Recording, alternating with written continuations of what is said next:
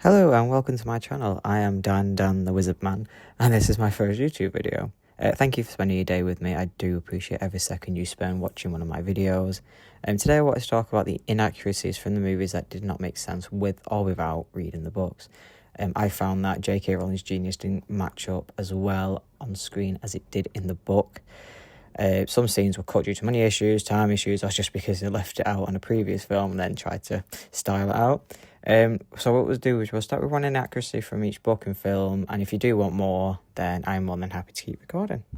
So the Philosopher's Stone, or Sorcerer's Stone if you're wrong, one scene that kind of failed to make the cut in the movie but did kind of make it in the PlayStation 2 game is the Midnight Duel. So the Midnight Duel is a very important part of the book in my opinion. Draco Malfoy challenges Harry to a wizard's duel in hopes to humiliate his lack of magical knowledge in front of their classmates. However, Ron does come to his aid and confirms that not only will Harry accept his duel, but he's Harry's second if he falls during the duel. Hermione does try and talk the two out of facing Malfoy, but she ends up going along with them anyway. But Draco never shows. Instead, he tells Filch that Harry and his friends were planning on some nighttime wandering on the third floor corridor that's been strictly forbidden. In their efforts to avoid Filch, they run into Fluffy's room. In the film, it's the stairs that brought him to the third floor, and then Mrs. Norris catches them, and instead of being honest, they just kind of run into Fluffy's room. But it does give us that iconic Harry Potter line, which is, "I'm going to bed before either of you come up with another clever idea to get us killed, or worse, expelled." And then the even more iconic retort, "She needs to sort out her priorities." I mentioned the PS2 game because the duel does actually take place and Draco does in fact show up. However, he sends Crabbe and Goyle to fight Harry instead of fighting him himself. And it shows Malfoy's cunningness to manipulate Harry and Ron, as well as Harry's reckless pride right from the first year at Hogwarts. So in the Chamber of Secrets, one of the most iconic scenes in the books turned into such a pity party for the Weasleys in the film. In the book, when Harry and the Weasleys are in Flourish and Blotts buying their new school supplies, the Malfoy family are there. It's absolutely packed because the world-famous Gilderoy Lockhart is having his famous book signing. Lucius starts sneering at the Weasley family because of their lack of money, but things take a rather sinister turn when he turns and sees Hermione's parents standing nearby. Lucius grabs Ginny's books, looks at the muggles and sneers, "The company you keep, Weasley. I thought your family could sink no lower." And even before the word lower exited his mouth, Arthur does not hesitate. He absolutely loses his temper and lunges straight at Lucius. They go absolutely flying in a stack of heavy books.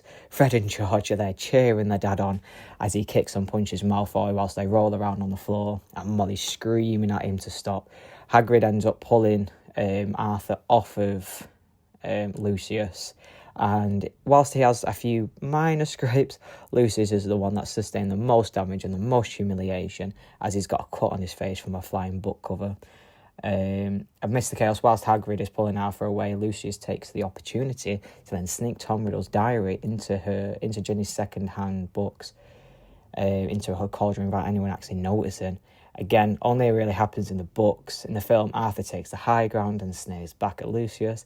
In the PS2 game, we see Lucius give Ginny Riddle's diary as a gesture of goodwill, and we don't really see Arthur at all in the games until the Goblet of Fire. But less said about that game, the better. So going on to the Prisoner of Azkaban now, and one common misconception between book readers and movie watchers is this: can Harry see Peter Pettigrew on the Marauders map? The answer is yes, he could. Anyone who could open a map could see whoever was on the map. The problem being the map is absolutely huge. It's like looking for a needle in a haystack looking for Peter Pettigrew's name. If you're not aware that he's there, you won't find him. Fred and George use the map primarily for mischief. They weren't spying on the brother in his dorm room, or to Hound by the Lake, or in his herbology class. J.K. Rowling said herself that if they did actually see Pettigrew's name on the map, they would have just assumed it was another student. Another question: can only Marauders see one another on the map? No. Snape sees Lupin on the map heading towards the Whomping Willow and follows him. But in the books, Harry never actually saw Pettigrew. It was Lupin who spotted him. He did see him in the film, but he never actually saw him in the book. Harry also never really looked anywhere towards the Gryffindor Tower. He never spied on his friends. He never spied on the tower that he was familiar with. So moving on to the Goblet of Fire. House Erasure was actually quite a hot topic among book reading fans, specifically around Dobby and Winky. We don't really know much of how Crouch Jr. broke out of Azkaban or how he obtained the wand to cast the Dark Mark within the films. But in the books, Winky was found in the woods holding Harry's wand and found guilty of stealing the wizard's wand to conduct dark magic with it. Winky was Barty Crouch's. In the Goblet of Fire, House Erasure was a massive issue for book fans, specifically regarding Dobby.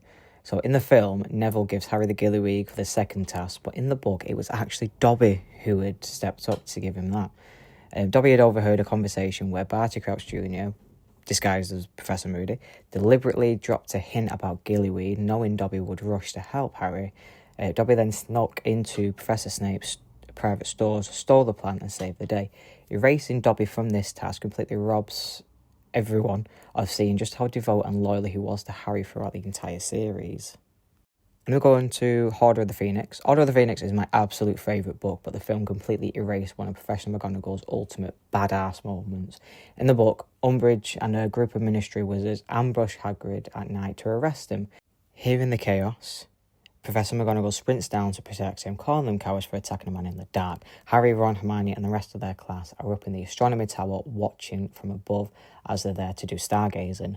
But before she can even draw her wand, she takes 4 stunning spells straight to the chest and has to be sent to St. Mungo's Hospital. Bearing in mind, 7 stunning spells is enough to take out a fully grown giant. But film-only fans never really got to see that side of her. For all they know, she was just sat in a room, sipping wine and listening to Tupac. Cutting this completely robbed us of seeing the legendary Dame Maggie Smith absolutely dominate the screen. However, in the PlayStation 2/3 game, Draco does mention McGonagall being hospitalised, but he says it's because she's crazy rather than the fact that she almost died. Now, the biggest spoiler in all of Harry Potter, Dumbledore's death in Half-Blood Prince. In the film, the Death Eaters sneak into Hogwarts undetected and make it into the astronomy tower. Snape then kills Dumbledore, then the Death Eaters sneak out and smash a few windows.